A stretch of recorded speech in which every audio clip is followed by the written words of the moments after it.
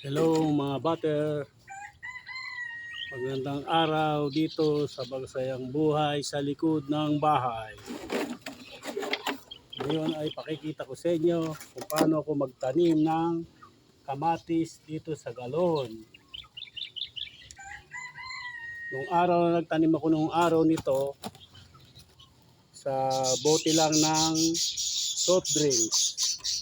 Pero parang madali ang buhay kasi kukunti ang nalilibutan siguro ng kanyang ugat. Kaya dito sa mga Wilkins ako naglagay ngayon.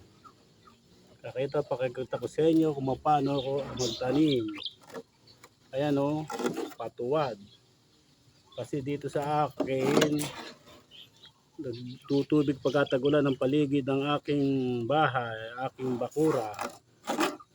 Kaya pakikita ko sa inyo kung paano ako magtanim. Ayan.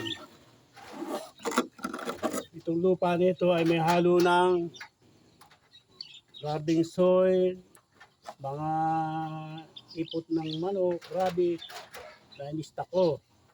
At saka konting ipa. Inista ko rin yung ipa. Ito ngayon ang aking paggawa. Ayan, kinakamay ko na lang. Ayan. At saka ko ilalagay ngayon dito. Ayan, ang aking lagayan. Ayan. Para huwag masira yung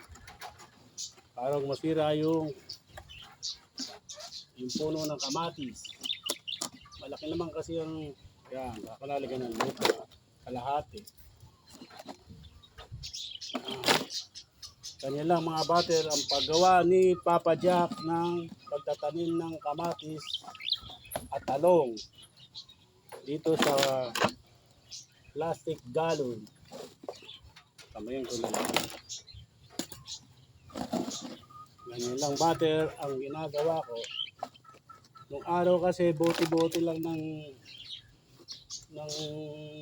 soft drinks na plastic, parang madali siyang mamatay. Tagal na yan, 2012 pa. Ngayon ko lang uli dahil may nakita akong nagtatanim uli. Parang ganyan na naman ulit ako magtanim. Nung araw kasi hindi pa uso sa akin ng YouTube. Hindi ako marunong mag-cellphone hanggang ngayon.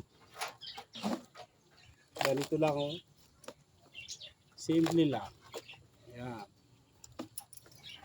Simple lang ang pagtatanim. Ito, ang nilalagyan ko lang ay kalahati. Kalahati ng galon. Malaki naman siya.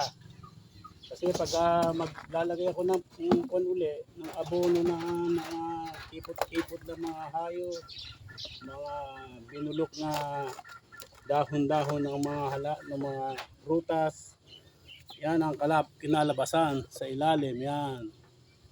Ito butter ang pagtatanim ni Papa Jack ng ganyan lang oh.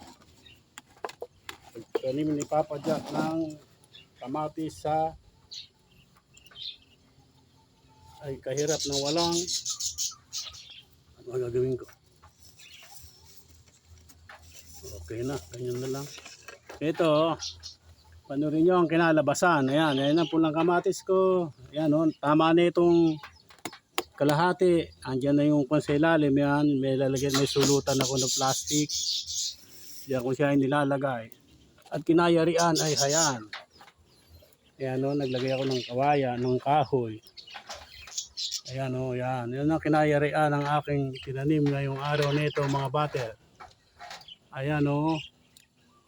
Ganyan lang ako magtanim. Nung araw nakasabit lang yun sa gilid ng kulungan ng manok. Ng steel matting. Mga nakasabit yung mga kung ngayon hindi obra.